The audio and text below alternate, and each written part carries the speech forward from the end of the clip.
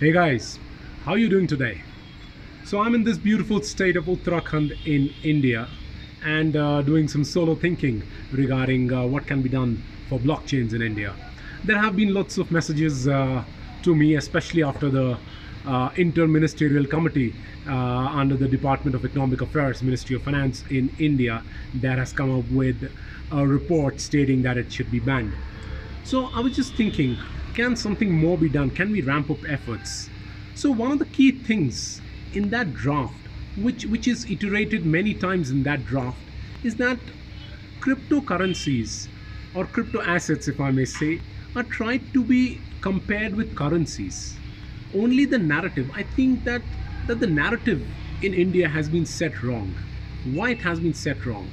Because whenever we talk about the term cryptography, we generally talk about, say, tokens. And when tokens and cryptography get together, the term cryptocurrency is then created.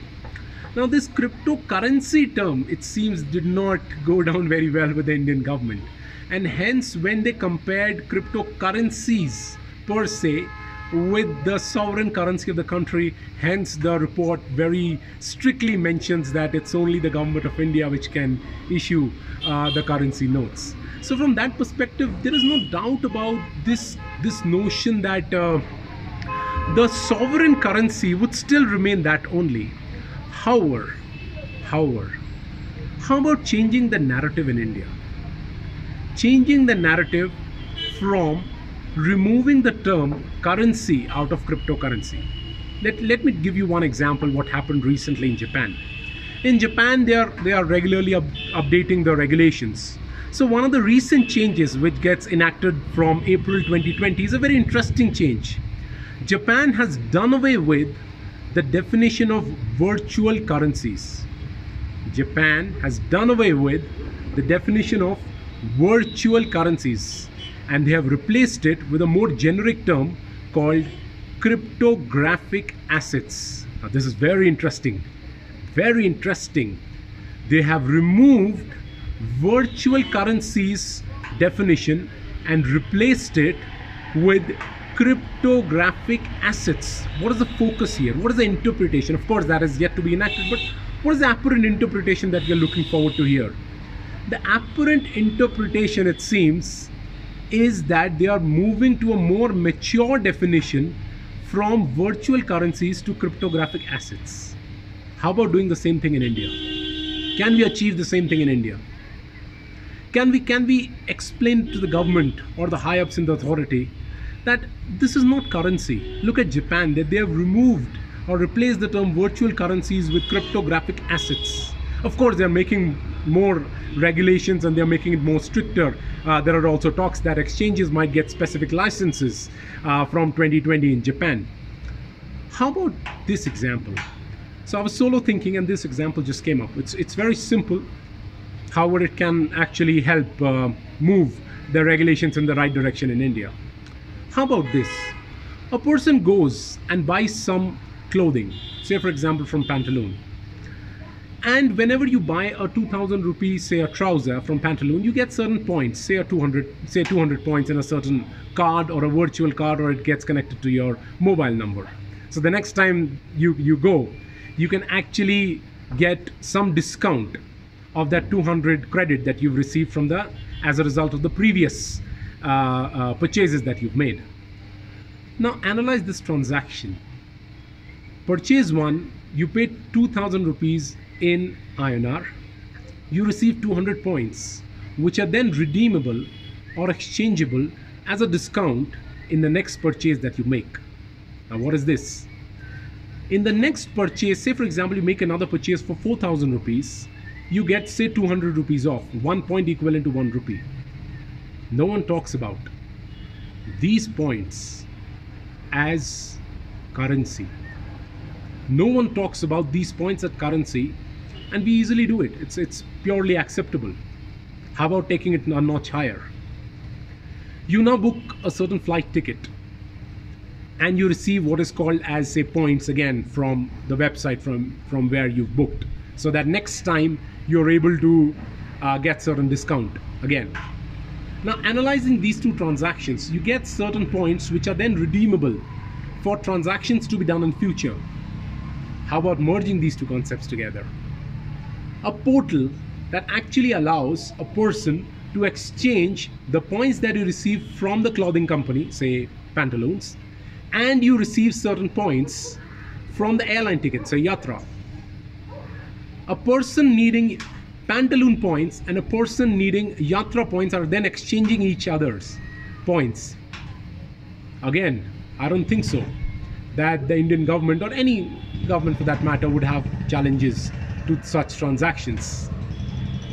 This is where the first step towards crypto assets gets developed. Can we build a narrative in India like this? That bigger enterprises, we feel, going forward will make these point system very mature.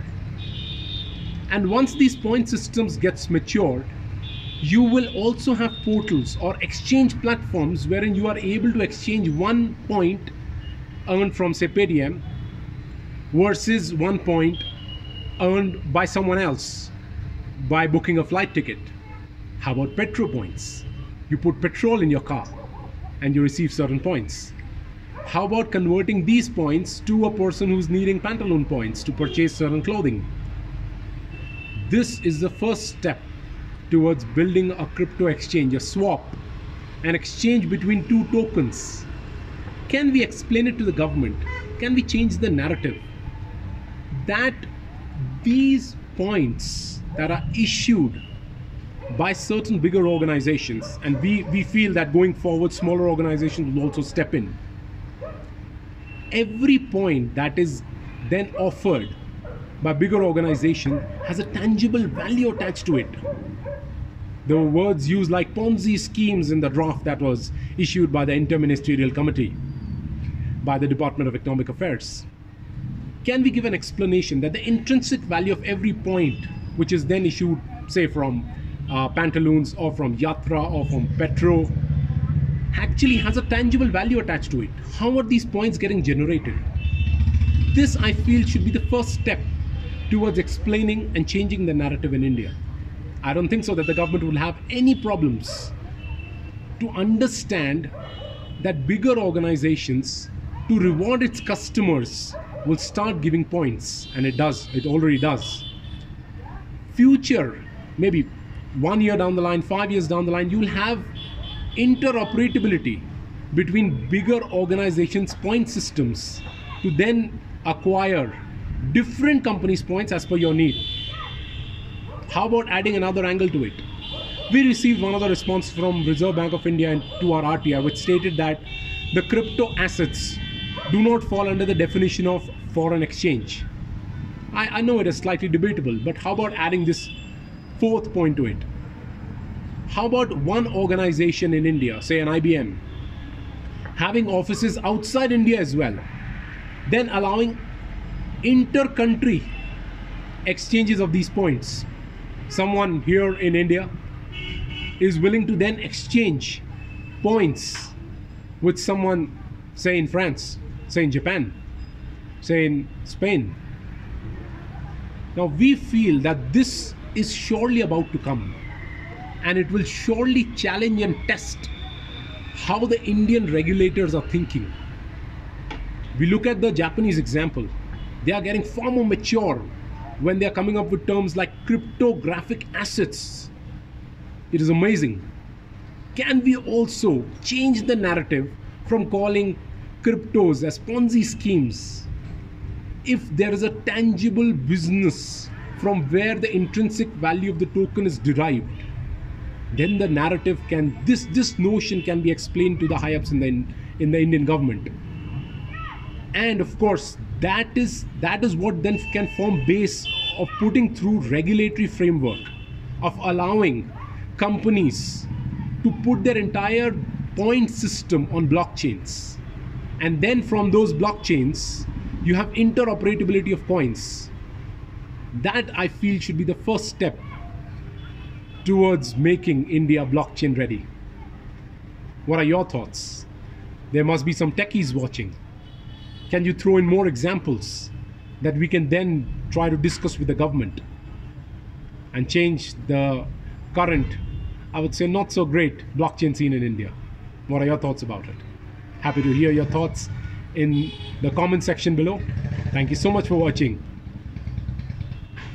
Bye.